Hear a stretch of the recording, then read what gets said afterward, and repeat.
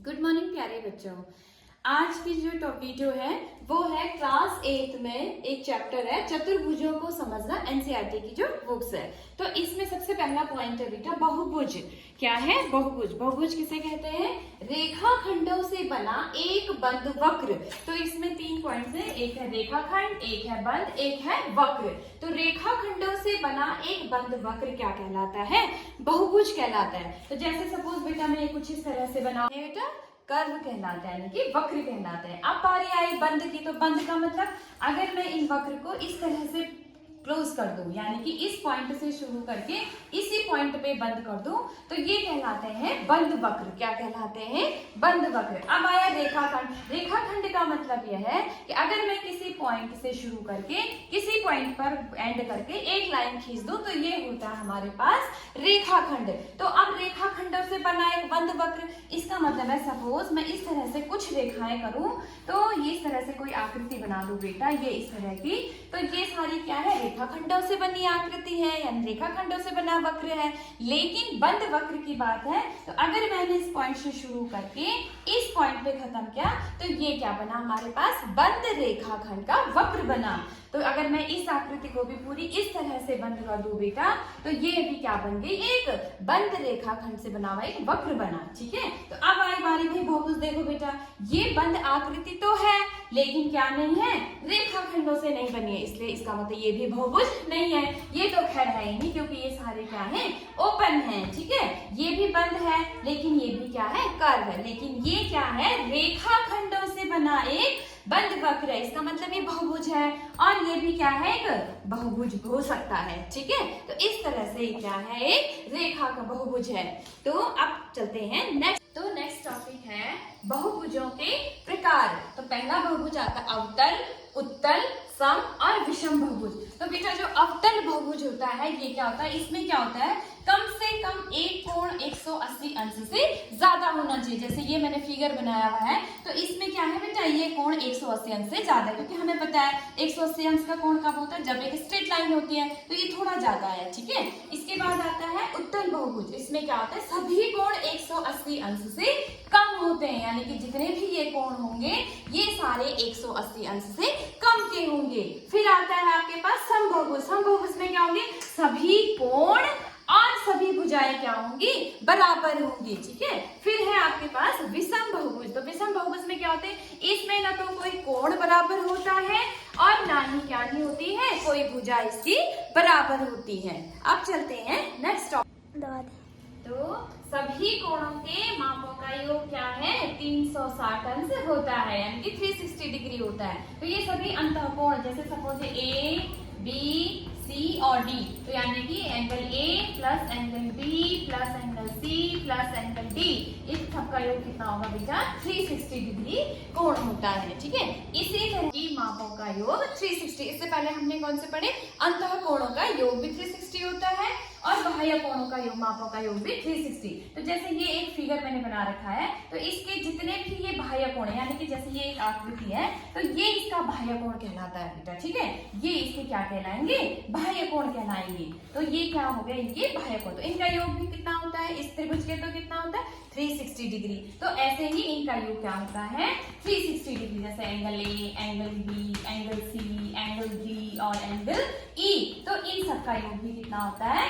360 degree होता है बेटा। और इसमें एक और चीज है कि अगर किसी भी बहुभुज का, तो बेटा जैसे हमने कहा अगर किसी बहुभुज का क्या दे रखा? बाह्य कोण 45 डिग्री दे रखा, तो इसकी भुजाएं ज्ञात करनी है। तो इस तरह के क्वेश्चन हम कैसे करेंगे बेटा? सीधे सीधे हम क्या लिखते हैं कि भुजा बराबर, तो कितनी भुजाएं होंगी? जो 360 है बेटा, क्योंकि इसका कंप्लीट एंगल कितना हो रहा है? 360 है। तो 360 में आपको क्या करना है? बाह्य कोण जो दे रखा उसका क्या कर देना है? भाग दे देना है। इसका मतलब ये कितना आ गया? 8 आ गया। इसी तरह से बेटा अगर किसी बहुभुज की भुजा दे रखी है, सपोज 9 दे रखी है, तो भाई इसके क्या निकालना है? हमने बाह्य कोण निकालना है। क्या निकालना है? बाह्य कोण निकालना है। तो इसके लिए भी हम क्या करेंगे? बाह्य कोण बराबर हम क्या लिखेंगे? 360 में क्या कर देंगे, जितनी भुजाएं दे रखी है, ठीक है, यानी कि 9 भुजा दे रखी है, तो कितना हो जाएगा ये 40। तो यानी कि इसका मतलब है जिस बहुभुज की भुजा ना होगी उसके बाह्य कोण होंगे 40 डिग्री, और अगर बाह्य कोण दे रखा है तब भी 360 में भाग देंगे, और जब भुजा दे रखी हो तो उसका भी हम क्या करेंगे 360 में ही भाग देंगे, क्योंकि इसके सभी बाह्य कोणों का माप कितना होता है 360। अब 360 क्यों होता है बेटा, क्योंकि ये क्या होता है पूरा एक राउंड घूम जाता है। जैसे अगर मैं इसकी बात करूं तो ये देखो बेटा, ये एंगल ले लो और ये एंगल हो गया आपका, ये वाला एंगल हो गया, ये एंगल हो गया, ये तो ये पूरा क्या हो रहा है, चक्र घूम रहा है, इसलिए ये 360 डिग्री होता है। बहुभुज के प्रकार। अब दूसरा टॉपिक, तीसरा टॉपिक हमारे बहुभुज के प्रकार। तो इसमें पहला आता है बेटा समलंब बहुभुज। तो इसमें क्या होता है कि इसकी भुजाओं का एक युग्म समांतर होता है, यानी कि ये सपोज कोई बहुभुज है तो इसका जो भुजाएं होंगी, या तो आमने सामने की भुजाएं क्या होंगी, कोई ना कोई एक युग्म क्या होना चाहिए समांतर।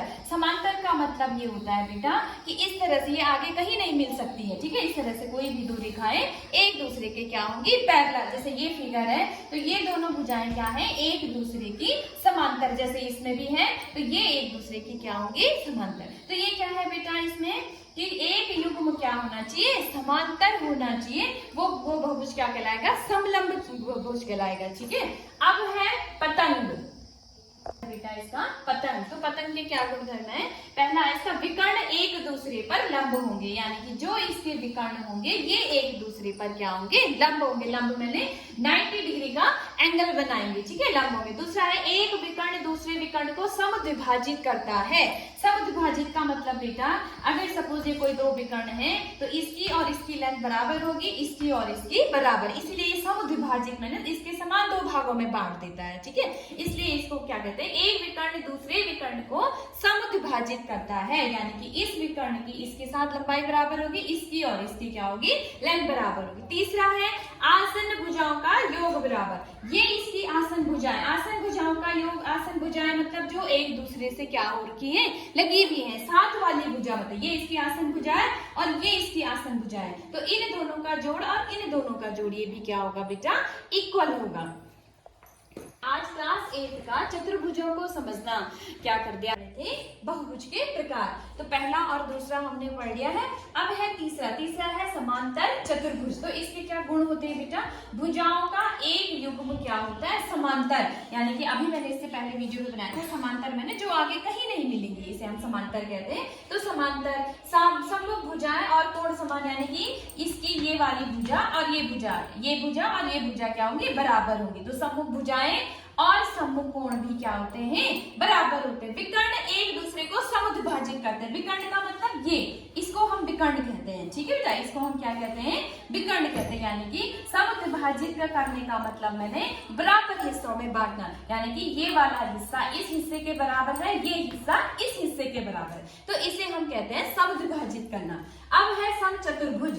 समचतुर्भुज क्या होता है बेटा, इसकी सभी भुजाएं बराबर होती हैं और इसमें जितने गुण समांतर चतुर्भुज के वो सारे गुण इसके भी होते हैं, और साथ में इसके जो विकर्ण होते हैं बेटा ये परस्पर लंब होते हैं। परस्पर लंब का मतलब है 90 अंश का कोण बनाते हैं, यानी कि ये इस तरह से, तो ये कितने अंश का कोण बन रहा है 90 अंश का, तो ये क्या बन गया आपका समचतुर्भुज है।